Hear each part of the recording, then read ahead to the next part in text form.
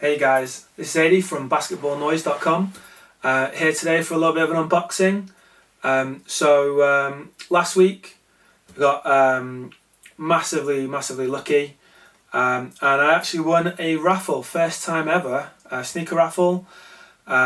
Sure, loads of you guys out there have tried to enter one.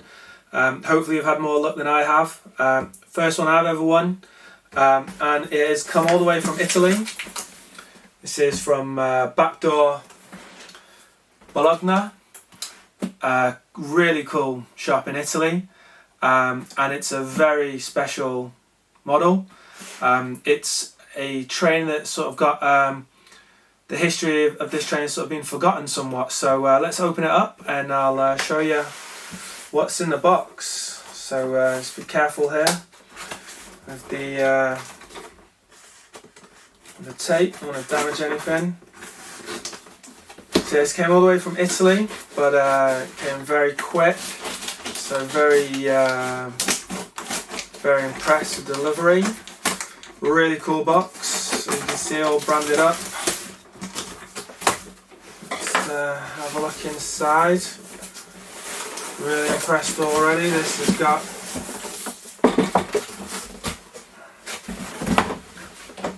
It's a really cool bag with this.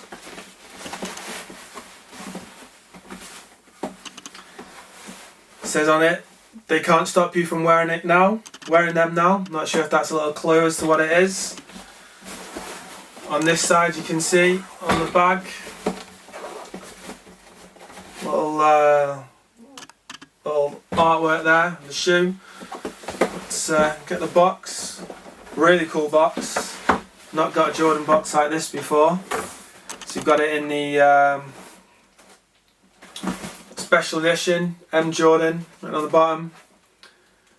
Jordan brand rubber incorporated. And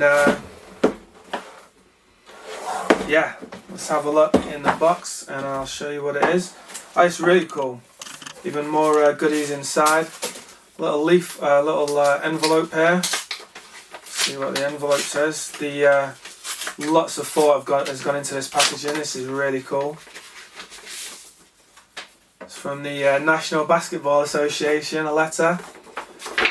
You can see that. It's really cool. In accordance with our conversation, this will confirm and verify that the National Basketball Association's rules and procedures prohibit the wearing of certain black and red Nike basketball shoes by Chicago Bulls player Michael Jordan on or around October 18, 1984. And on the other side there's a letter from Back-Door. For many years the band's story has been a mystery. Back-Door is honoured to tell you the truth. The true band shoe was not a black and red Air Jordan 1, but an airship adjusted to Michael Jordan's specifications, and using different tooling, design and technology available at the time, the Nike Airship is a shoe that was used to develop the Air Jordan 1 around the greatest basketball player of all time. And once we have Michael Jordan Airship and the Air Jordan 1, we all know the rest is history. Enjoy your band Air Jordan 1, the black-red Airship, the shoe that started this beautiful story of Michael Jordan and his very own iconic shoe line. So, more clues there. So, hopefully you know what it is now. It's a cool poster as well. Got more detailing on there. Lots of thought has gone into this. Really nice little package they've put together here. This is super cool. So, most people know the story of the Air Jordan 1. And Nike did a huge amount of advertising at the time and afterwards about how it was banned by the NBA. The black-red colourway not conforming to the NBA uniform policy at the time. What a lot of people didn't know, or hopefully know now, is that it wasn't the Air Jordan 1 that MJ was wearing when the shoe was banned, when the colourway was banned. He was actually wearing Nike Airship. And this is the Nike Airship Pro. So the model that Jordan was actually wearing was the upper from the ship, and the sole and the midsole from the Nike Pro Circuit, which was a tennis shoe, because the sole that came on the ship at the time, MJ thought it was too heavy. He was used to wearing lows. Famously, he was used to wearing Adidas, what he wore in college. Nike didn't quite have the Air Jordan 1 ready yet, so he wore the ship, the custom-made ship, which was custom-made for Jordan, for 3 preseason games, and he was fined $5,000, sorry, every time he wore them in the black and red colorway. And this is where the banned by the NBA story comes in. And Nike was hugely successful at making a big story out of that. But this is the actual model that he was wearing.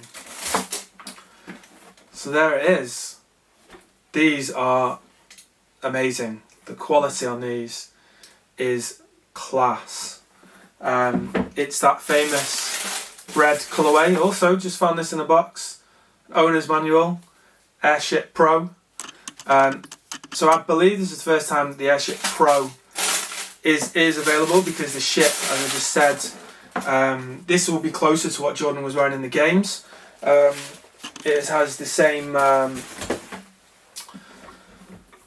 sole unit, midsole, which was taken from that tennis shoe, the Circuit. Interesting on this version, it's got the Nike React sole unit in there, which definitely was not available at the time of 1985 when Jordan was playing his preseason games. You can definitely see some tones of the Air Jordan 1 where they've taken some of the inspiration from in that. Obviously the famous colourway, it's double laced with black and red laces, and it's got the long tongue as well. So that's very similar to the tongue that you get in the Jordan 1s. This model has got Air Jordan written on the back. Yeah, really happy to have these. Real piece of history here. They have got a little bit of sort of bit more sturdy here, a bit more material on this part here on the just by the toe box than you get on an Air Jordan 1. But apart from that, like a bit chunkier than a Jordan 1. I always like to think Jordan 1s are like sort of a slimlined Air Force 1. This is a bit closer to Air Force 1 than a Jordan 1 in some respects, in the chunkiness. How much there is in this sole unit there. That extra support there on the toe box. Yeah, really happy with these. Really stoked. Thank you, Back-Door, for the raffle win. Like I said, first time I ever won a raffle, so let's get a real piece of Jordan history here. It's really cool. The whole package around them, the box, the letter, the owner's manual, the poster, the bag, really cool. They did an amazing launch event in store as well, which, not being in Italy, couldn't go to, but looked really cool. Quality on these is top notch. Really fit, clever there. Not as much padding as what you'd get on a Jordan 1, perhaps. I do have a pair of Jordan 1s with me here, unfortunately not a bread colourway. We've got a pair of Jordan 1s, one of last year's releases is Jordan 1 High. And you know, you can see the Jordan 1 is a little bit higher there. I don't know if you can see on the how high the Jordan 1 goes. As you can see here on the Jordan 1, don't have as much support as what you have on the ship there. It's sort of a bit wider, double up. The sole on the Jordan 1, the sole unit there, definitely a lot thinner. Quite a bit of a wedge here on the ship. It's quite fit, quite big, which is cool. Gives it a bit more height, perhaps. Sole unit, these ones have been worn, obviously, as you can see there, but sort of very similar there at the bottom, as you can see. And of course, on the Jordan 1, You've got the Wings logo, which we've got on the t-shirt today as well, which obviously Ship didn't have at the time. That's something that they added on.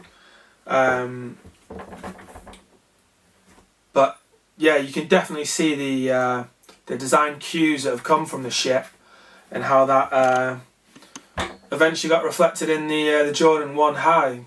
Again, sorry I don't have the bread model. I'd love to have the Jordan 1s in bread colourway, but I'll have to settle. You're gonna have to settle for these, I'm afraid. You can see tongue is very similar. The Ship tongue does come that little bit higher above the upper though, which is interesting. Gonna be a cool look to loosen these up a little bit and try them on later. There's a bit higher there, but no, like I said, overall really stoked to receive these. Definitely a piece of Nike, Jordan and NBA history. It's interesting, you know, to see the starting point of it all, especially with the old band story, the legend behind the first Jordan 1, and a bit of sneaker history for you there. He wasn't wearing Jordan 1s, he was wearing the Nike Air Ship Pro. So yeah, hope you enjoyed the video, and hope you'll subscribe for more. Thanks a lot.